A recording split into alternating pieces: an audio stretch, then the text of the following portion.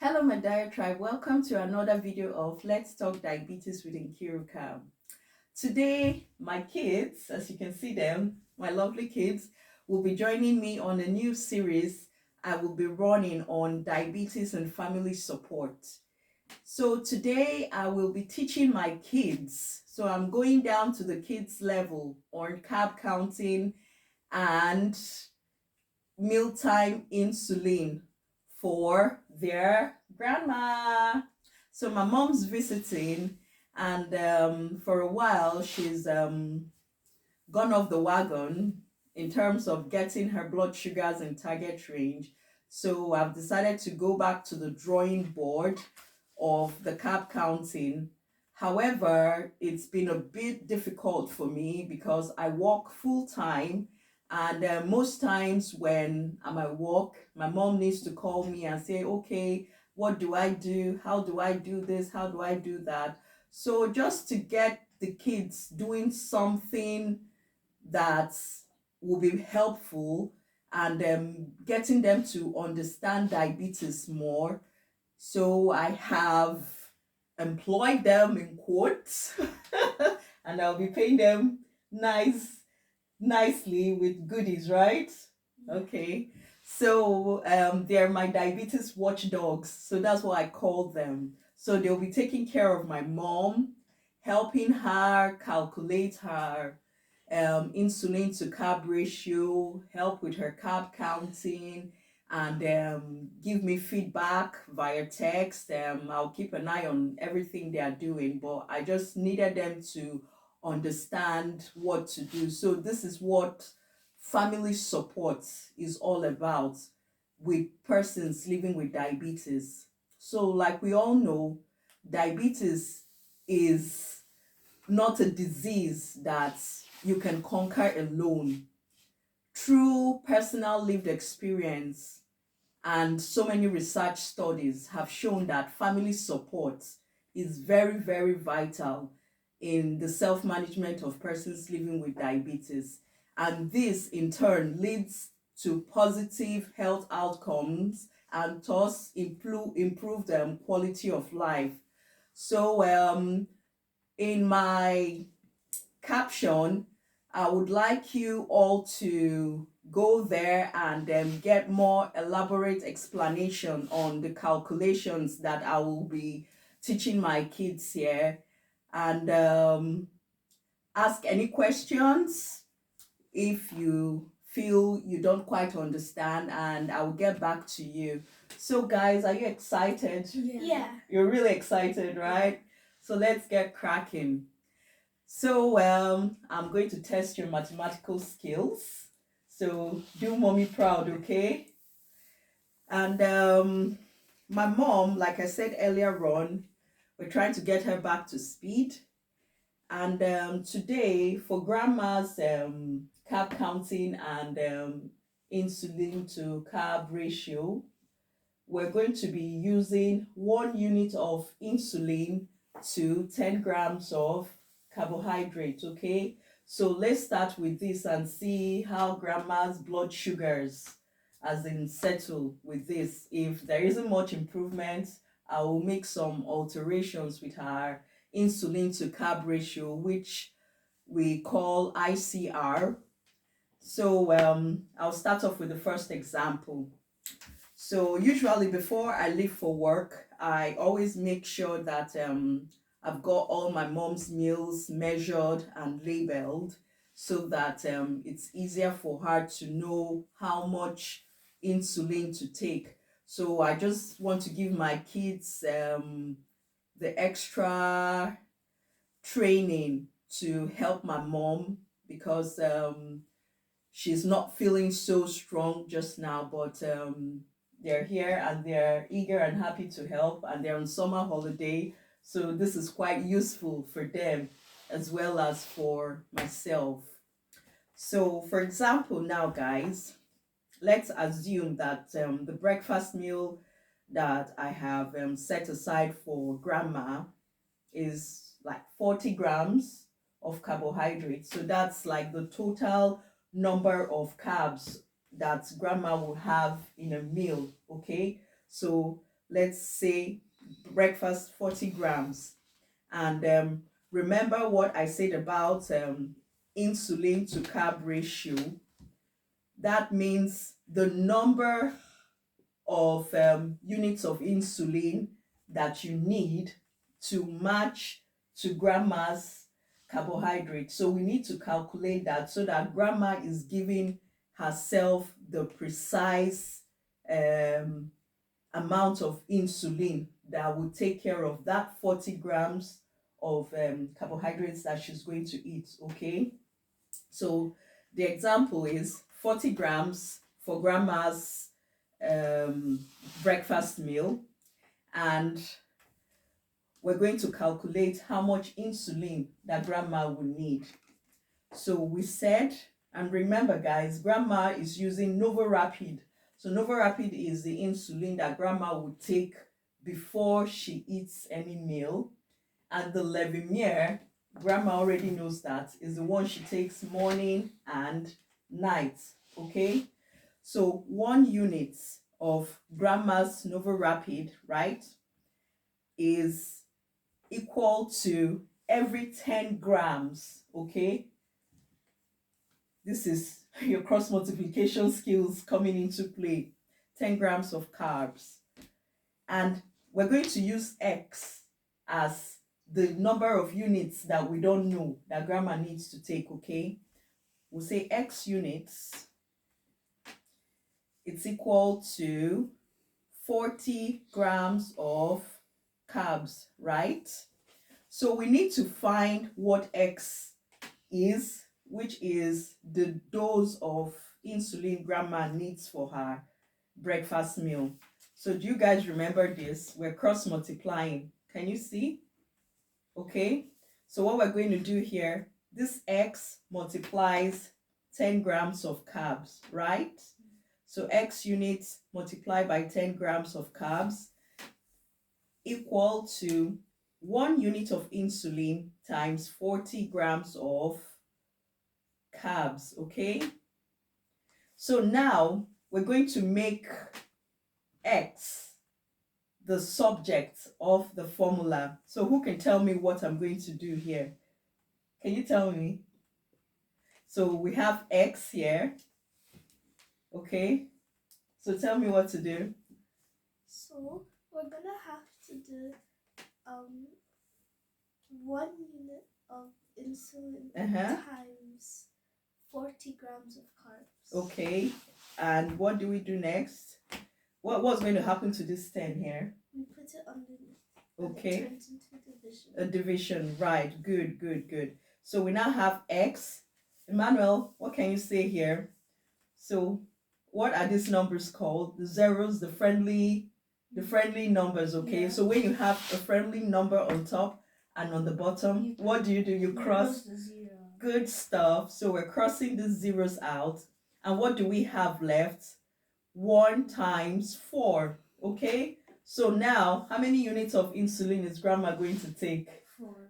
Good stuff. So grandma is going to have 4 units of insulin. And you guys remember that grandma is always meant to take that insulin before she eats. Okay? So, Emmanuel, what question do you have for me? Where should grandma take her insulin? Okay, like I just said now, grandma should always take her insulin. That's the insulin for her meal, which is a NovoRapid, okay, before she eats, okay? So at most 10 minutes before. She can have it just before or 10 minutes before, okay? So Emanuela, do you have a question for me? Why do you have to count all of your carbs? Oh, that's a very important question. So the reason why we count carbs, okay, is to help you match the dose of insulin with the quantity of food that you're eating. So people that do the carb counting use what we call the basal and the bolus insulin. So like you all know it as NovoRapid and Levemir, right? So people who use a combination of those two types of insulin, right, have to do carb counting. So this gives you flexibility, and you don't have to take the same dose for different meals. So you can have a lower dose in the morning, you can have a higher dose in the afternoon, depending on the quantity of carbohydrates that you're taking in. So that's why carb counting is very, very, very important in the management of people who are using um, basal bolus insulin. So that's Novorapid and Levemir, right? Okay, so Emmanuel, do you have another question? Yeah. Okay. What level is a hypo? Okay, so if grandma scans her CGM and her blood sugars after 4 hours of eating is below 4, then grandma is running into a hypo. So who knows what to do during a hypo situation? Who can remember? Wait, I think you eat sweets. Okay, you can have sweets, yes. Then what happens after you've had the sweets? Do you check again, or you just keep eating sweets? Check again. You check again. So how many minutes can you remember? Maybe like 10. We're almost there, like 15 minutes. So we have a rule called the 15-15 rule for hypo treatment, okay? So that's why you guys see mommy, once my blood sugar is running low, when I scan my CGM, I wait till after 15 minutes and I scan again. That's after I've taken a glass of Coke to bring up my blood sugar. So that's what happens, okay? Do you have another question?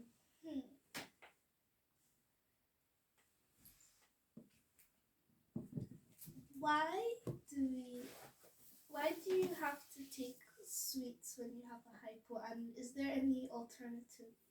Yes, you have alternatives. So you can have some orange juice, and you can have Coca-Cola, Coke Original, or Sprite, or Fanta. So the reason why you have to take sweets is because it's a quick acting sugar. So for you to treat a hypo, you have to take a quick acting sugar or sugar-based drink to bring your blood sugar levels up. Because if you eat a meal when you're hypo, you can't, you have to wait for 2 hours for that meal to digest and then get converted to glucose, which would take a very long time. So the quick acting sugars like sweets, the fizzy drinks, orange juice goes straight into your bloodstream without having to go through the digestive process that takes a long time. And when that happens, your blood sugar now goes up. Okay. So nobody asked me about a correction dose. It's quite important for managing grandma. So do you guys know what a correction dose? Because in Manuela, you were asking me a couple of days back, what is a correction dose and when do we need to do a correction dose? You remember 2 days ago you were asking me in the kitchen and I was trying to explain it to you. So sometimes if you notice, if my blood sugars are running higher than they should, because we've got target ranges for post meal, that's after your meal, the level your blood sugar is supposed to be less than 8. But sometimes you can't control what happens after you've had a meal. You can be running into like 15 or 13. So when you have that kind of high numbers and and you're about to have a meal, for example, let's say grandma before her lunch and she checks her blood sugar and her blood sugar is running about 15.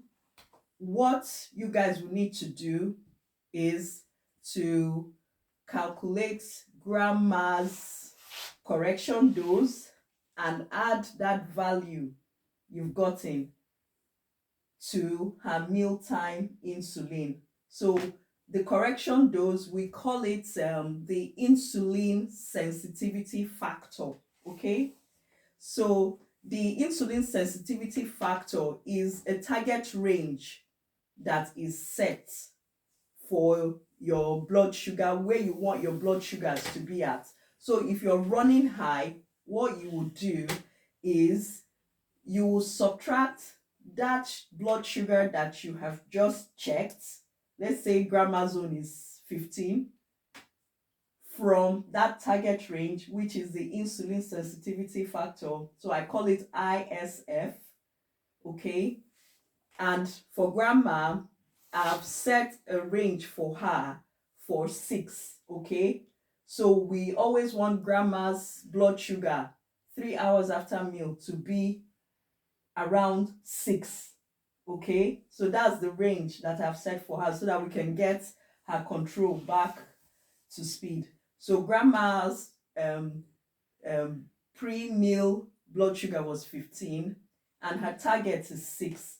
So what we're going to do is 15 minus the 6, okay? And what does that give us? 9. Okay.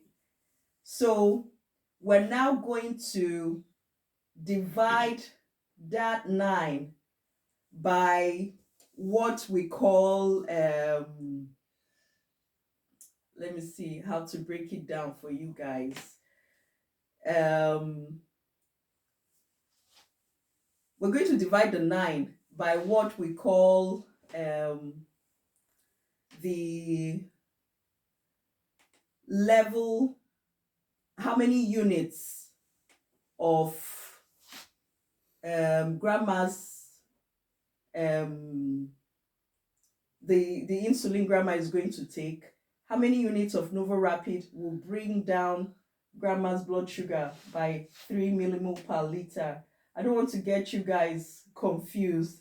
So it's also part of the calculation in the insulin sensitivity factor. So we know it by rule that 1 unit of insulin will reduce 3 millimoles of your blood sugar.